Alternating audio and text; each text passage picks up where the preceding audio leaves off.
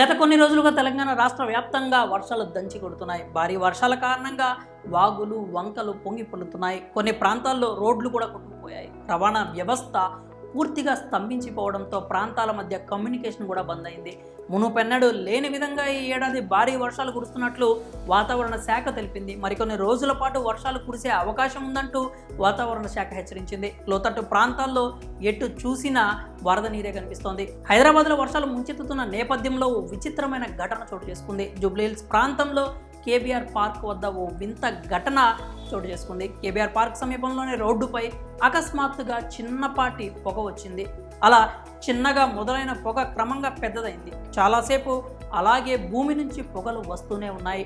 భూమి పొరల నుంచి పొగలు రావడాన్ని అడ్డుగా వెళ్తున్న వాహనదారులు గమనించారు. అంతేకాకుండా అలా భూమి నుంచి పొగలు రావడంతో స్థానికులు ఆశ్చర్యం వ్యక్తం చేశారు. అలాగే ఆ మార్గంలో వెళ్తున్న వాహనదారులు, ప్రజలు ఒక్కసారిగా భయాందోళనకు గురయ్యారు. ఏమైనా రసాయనాలు, గ్యాస్ వంటి వాయువుల కారణంగా ఈ పొగ వస్తుందేమో అని స్థానికులు అనుమానం వ్యక్తం చేశారు. ఓవైపు వర్షాలు పడుతుంటే ఇలాంటి సమయంలో భూమిలో నుంచి ఆ విధంగా పొగలు రావడం అయోమయానికి గురి చేసింది.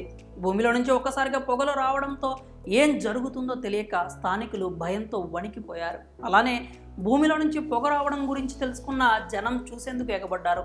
ఈ క్రమంలోనే జనాలు ఎక్కువగా ఉండడంతో చాలా సమయం వరకు ఆ ప్రాంతంలో భారీగా ట్రాఫిక్ జామ్ ఏర్పడింది. ఇదిలా ఉంటే ఇటీవల ఈ పొగ వచ్చిన ప్రాంతంలో అండర్గ్రౌండ్లో విద్యుత్ శాఖ సిబ్బంది 11 kV కేబుల్ను అమర్చినట్లుగా తెలుస్తోంది. ప్రస్తుతం కురుస్తున్న వర్షాల కారణంగా లోపల షార్ట్ సర్క్యూట్ జరిగి ఉండొచ్చని అనుమానాలు అయితే వ్యక్తమవుతున్నాయి. ఆ షార్ట్ సర్క్యూట్ కారణంగానే ఆ ప్రాంతంలోని భూమి నుంచి పొగలు రావచ్చు అనే అభిప్రాయాలు వినిపిస్తున్నాయి.